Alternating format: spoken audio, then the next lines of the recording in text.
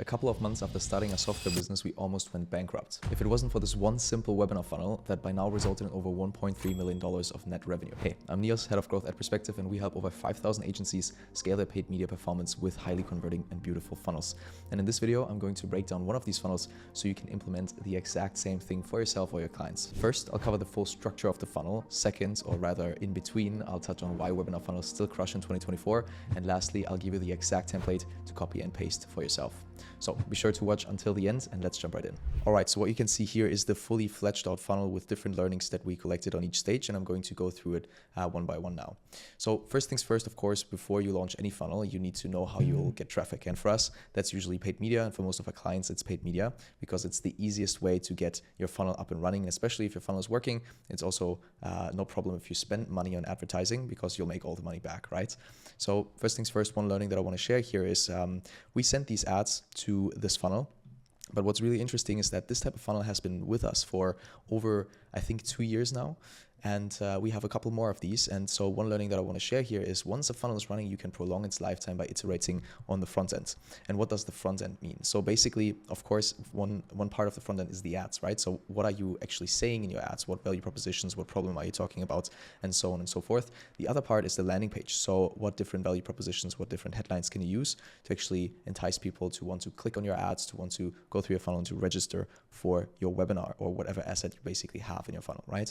So that's one thing. And so we collect traffic through paid media, primarily through Meta, and then we send these to a landing page.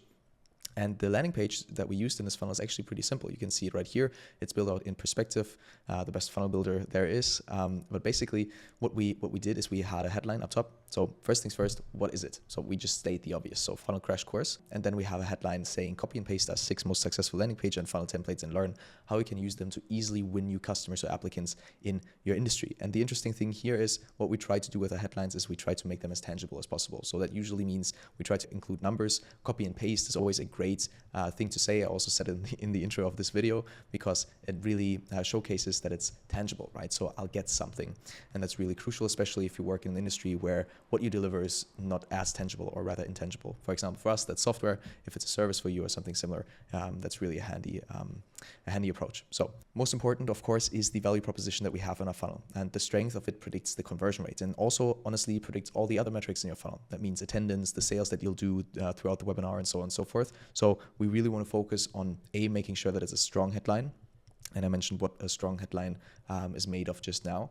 And second, we want to make sure that it really relates to the content that is about to follow in the rest of this funnel, because this funnel is quite extensive, right? We have a bunch of email sequences coming and so forth. So I'll break them down in a second, but that's really the most essential thing. I would start by writing the headline for the webinar before I would start to build out anything else, before I start to build the ads, before I start to build the funnel, before I start to build the script for the webinar. So really focusing on that one value proposition.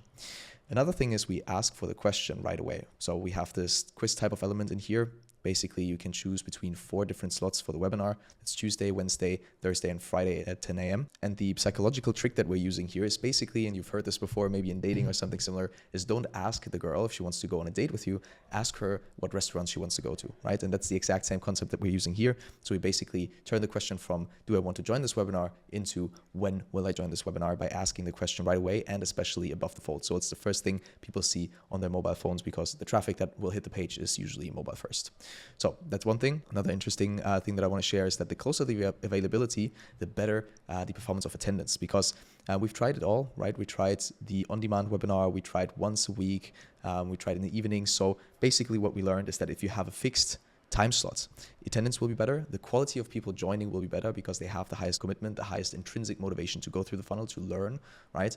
And so that's really what we want to focus on. So we ended our iterations on the actual time slots that we provide with 4 time slots. And it's Tuesday, Wednesday, Thursday, and Friday at 10 a.m. Of course, you will always have to test that for yourself because audiences vary, right? But in this case, this has worked wonders for us. Cool. So once people go on through the landing page, they are hit with the opt-in page. And this is really super simple. I also said keep it simple. We just add a bunch of social proof, try to increase trust a little bit, but we just ask for the first name and the email address, and that's pretty much it.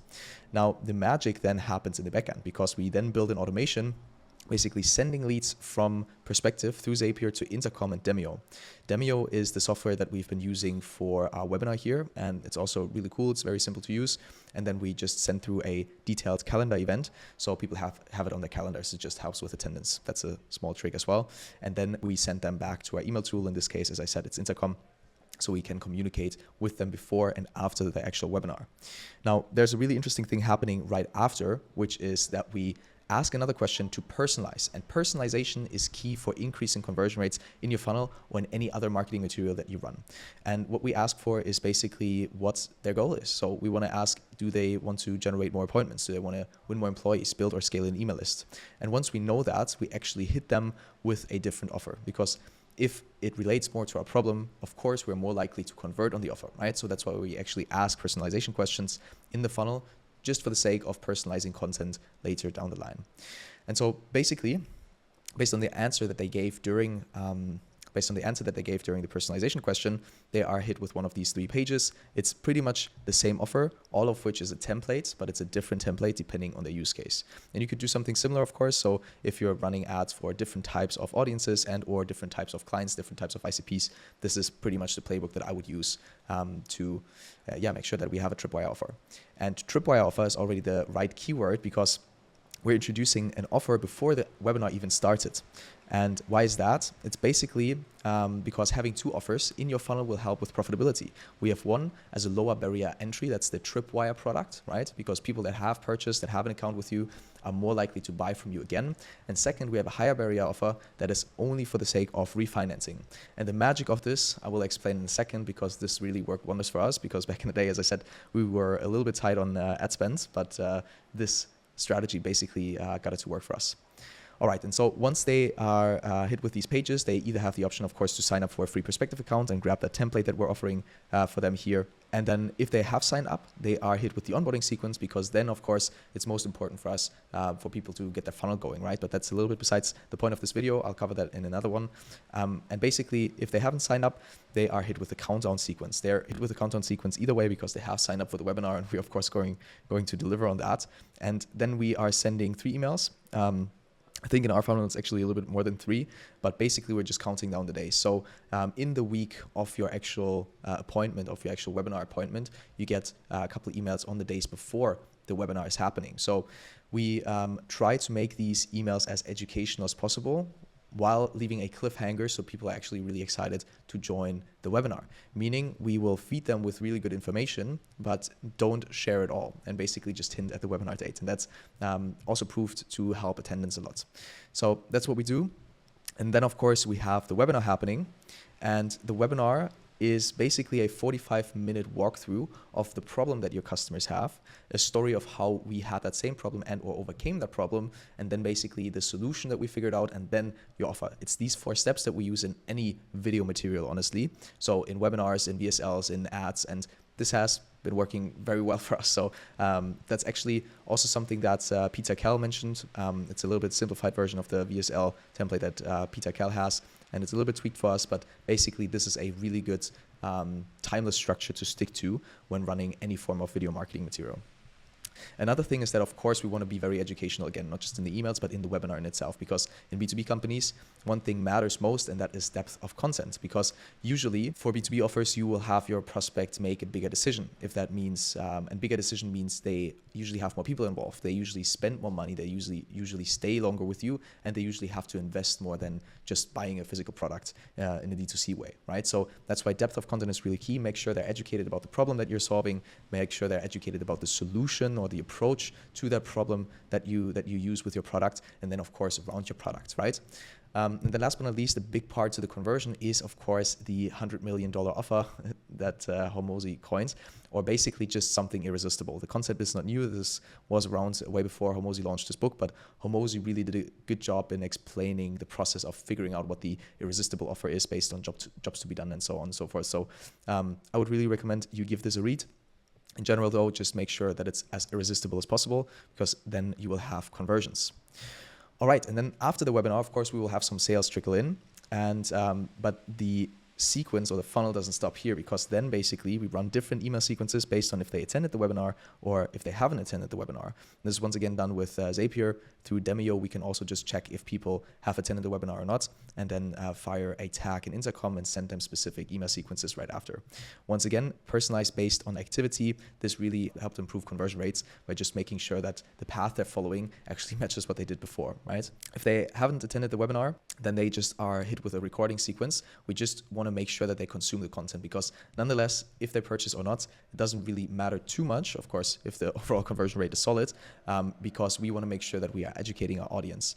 And this is also a nice brand play, right? Because you really have something valuable to share with them. And then right after, they are led to the email newsletter. After they went through the recording sequence and maybe didn't purchase or maybe did purchase, either way, they're led to the email newsletter. And then of course, from the newsletter, the next goal is again to get them to the sale or to the sign up. Then what's really, really interesting, of course, if they have purchased this or if they have attended the webinar better set, then they are hit with the sales sequence. We also check for if they have purchased the offer or not, because we don't want to spam them with sales emails if they have purchased the offer. And the sales sequence is also pretty simple. It hints back to the recording, make sure that they actually consume the webinar and have the education that we provide in that video. And then basically make sure that we provide some urgency, some scarcity, follow up with the sale, and make sure that people that didn't purchase right away still purchase later. And this is pretty much the whole thing, right? So in between, we also run retargeting campaigns. So basically for the yearly offers and the offer that we have in this funnel. And that's pretty much all the magic there is to it. And as I said, this thing has led to $1.3 million in sales for us. And we have built it out completely in Perspective. And this is the whole funnel that we have right here. So we have the landing page, the opt-in, the personalization, as I said, with the different landing pages or different thank you pages. And we can adjust that and personalize content based on the data that we collect throughout the funnel. And this is really what's so easy in Perspective, right? We have just built this out in, I think, 60 minutes. Of course, we iterated a lot on this through the A/B testing feature. We can just do that in one click and basically create an A/B test, publish up here, and we're good to go. And then we analyzed the data, looked at, okay, what worked, what didn't work, and we had a working funnel. So that's the beauty of it. It's been up and running since, as I said, for roughly 1.5, 2 years, I think. This is the magic behind it. If you want to build out this type of funnel, you can copy and paste this exact template that I'm seeing right here on my screen through the link down below and create your free Perspective account. So just try it out for yourself. You can replicate this exact framework, this exact strategy. And if you're keen to learn more, please do that. And otherwise, just drop a comment below. Make sure to subscribe, and then we'll see each other in the next video. Cheers.